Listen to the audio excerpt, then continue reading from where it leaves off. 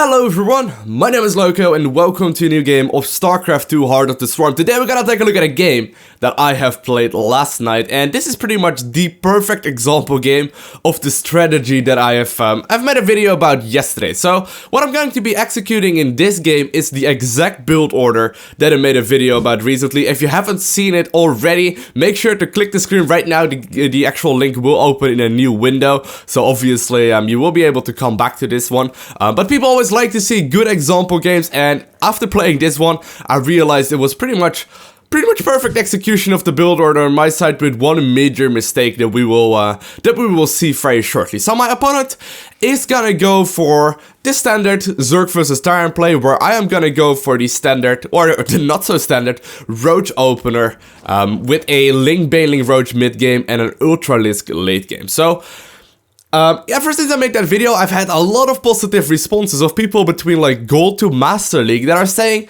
that apparently that build have been helping them out a lot. Now my opponent in this game is going to be a top Master player. I believe he was like rank 6 Master or something, which means that obviously he's right around rank 200 to 400 in Europe, meaning that obviously this guy is pretty damn good at this StarCraft game.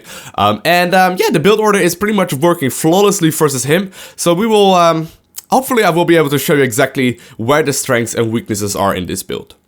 So I'm gonna go for a hatchery first, like the official build order or the original build order says as well. And you know, I'm just going to be playing this as standard as possible. Now I did get a couple of questions. First off, how do you defend drops with this build order?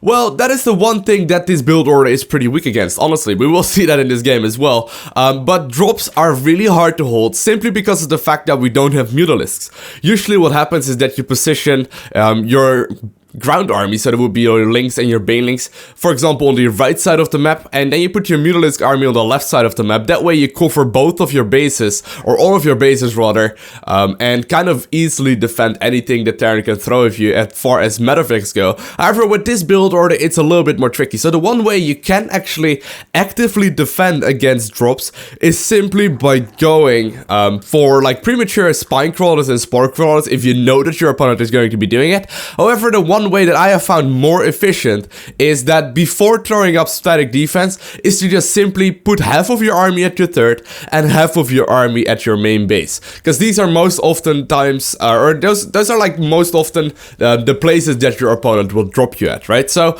most of the time what happens is that you have a Zergling at the watchtower, you have a Zergling at the front of his main base, and you kind of know exactly when your opponent is moving out, so you don't really need your opponent or your army in one big clump. Instead, it is most of the time better to simply split up your forces prematurely and go from there and just sort of expect your opponent to drop. Now once you do realize that your opponent is dropping you, you will obviously be able to go ahead and put up some static defense as well.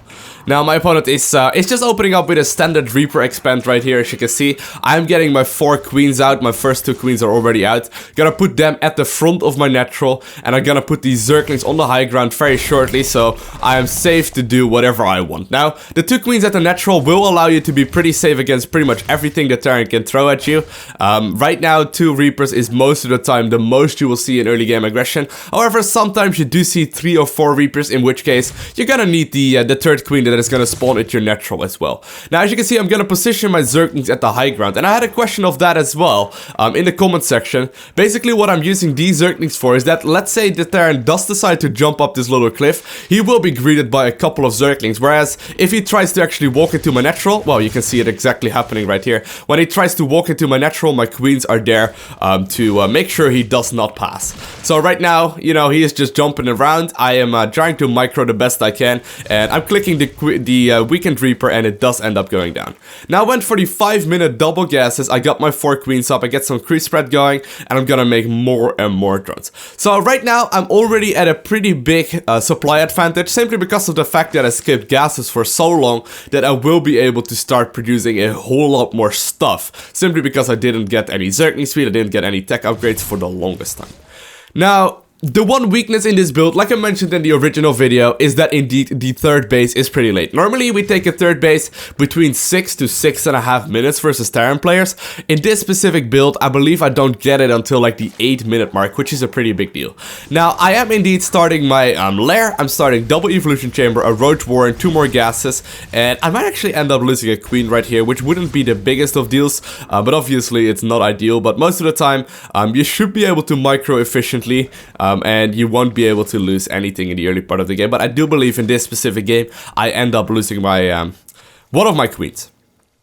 Now, my lair is about halfway done, my roach warren is about to be finishing up. I'm going to be starting my double upgrades right now. Gonna be going for the melee upgrades, however, because the melee upgrades are the ones that are actually going to win me the game once I switch to ultralisks and zerglings. And yeah, my opponent is going really heavy into the hellions. Now, you can see right here that it's really efficient to have these extra queens out and save some energy on them, because you can see that these hellions would probably normally have run by into my natural, and right now I'm just trying to micro them as best as I can, making sure that he does not get in here. So I'm getting about 5 roaches out right now. I need to wait a little bit before I get them out, but I need to be very careful. I might end up losing a queen right here, which wouldn't be the biggest of deals as long as I don't lose drones. That is the one thing that I'm working on right now. So yeah, I did end up losing a queen right there. However, roaches are already out on the map right now, which means that I will be able to start moving into a third base. So that's exactly what I'm doing. Going to be moving across the map a little bit with these roaches as well, making sure that I play safe all around. Gotta be starting my baling nest up as well as zergling speed, and I'm just going to make sure that I transition exactly like I explained in the original build order video as well. So far, the only thing that we really lost is going to be that one queen, which is not ideal, but it's not the worst thing in the world either. I'm a little bit on the fence on whether or not I need to replace that fourth queen, because the creep spread is indeed very useful, but considering I have a lot of creep tumors out right now anyway, it doesn't really matter all that much. Now, I do have the roaches on the other side of the map, and he is being a little bit annoying, so I'm gonna have to move these roaches back home. But obviously, building hatcheries do have a lot of health, and they also have a couple of armor, which means that these hellions don't really kill much of anything. So, my +1/+1 is about to be finishing up. I'm going to be starting +2 armor right now. Also will be starting +2 attack as soon as my +1 attack finishes up, and I already started my infestation pit to start switching into my hive tech as soon as I possibly can. Now, as you can see right here, I get a couple of kills right here on these 3 units, and he gave them practically for free to me right there, which is very sweet of him. So I am starting up my overlord speed right now as well, and I'm already moving overlords across the map to poop creep at all bases that he might be landing a 4th at. So I'm just going to get creep on all of the bases, so I know for a fact exactly when my opponent is gonna go for a bit of a greedy play.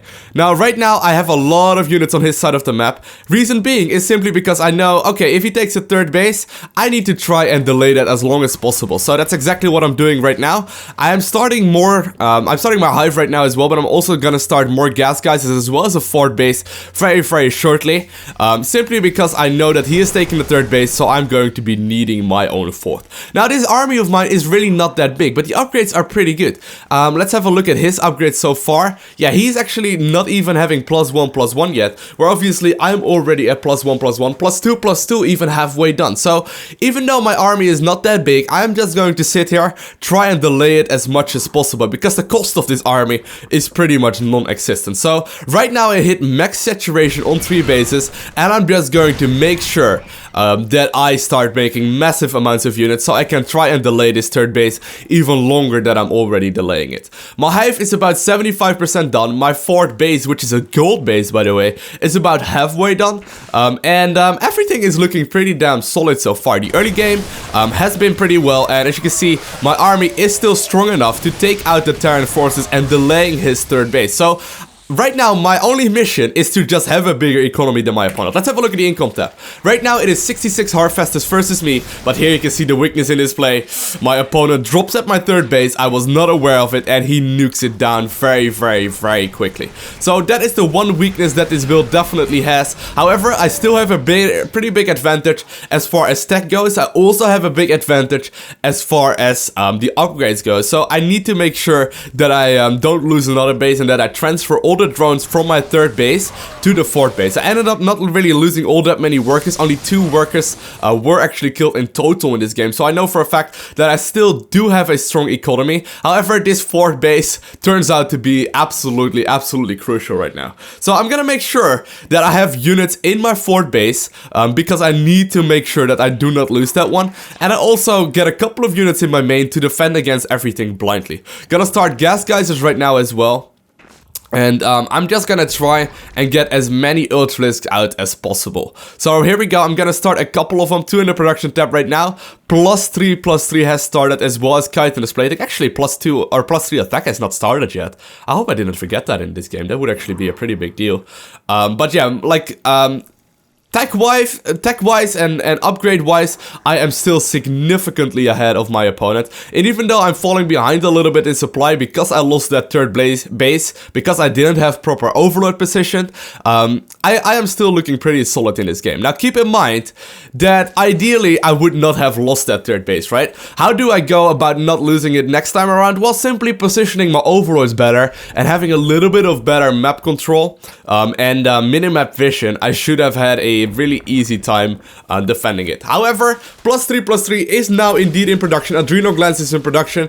Ultralisks are in production. Chitinous plating is about to be finishing up. I have my fourth base out and my opponent looks to be making up for a little bit of aggression. Now, take a look at the supply count. So far, he is actually ahead in supply, but this fight is gonna be pretty damn good. I believe he's gonna be fighting me very shortly. Yeah, there we go. He's moving across the map right now. But just take a look at how good Zerg upgrades really are, okay? Chitinous plating about to be finishing up. I have a lot of units that are not even in the fight, but here we go. I'm gonna be engaging his army. Adrenal glands is already done, which means my Zerglings are 20% stronger, and at this point I take a massive lead, simply because my units are not as strong, or are, you know, are being pretty much under anticipated, because he is not aware of all the upgrades that I'm having, and normally a Zerg player will not have +3 until like 22, maybe 23-ish minutes into the game, whereas right now we are already about to finish up +3 armor at the 17-minute mark. So I'm going to be rallying units across the map right now, and I should be able to just simply clean up the game from here on out. So even though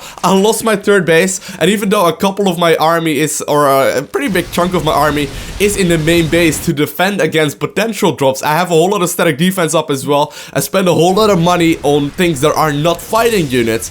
It turns out that my army is pretty much unstoppable with the amount of units that I'm having right now and the upgrades that my army is having. So most of the time, what I have found so far with this build order is that the Zerg or the Terran player is completely unanticipating the amount of upgrades that you got, and just sort of pretend that siege tank work out well versus ultralisks, when in reality it does not work whatsoever. So I want to thank you guys all for watching. Have an amazing day. Do not forget to smile. Let me know how the build order has been working out for you in the comment section below, and I'll see you next time around. Boy. Hello everyone, my name is Lowko and welcome to a new StarCraft II Heart of the Swarm video. Today we're gonna be focused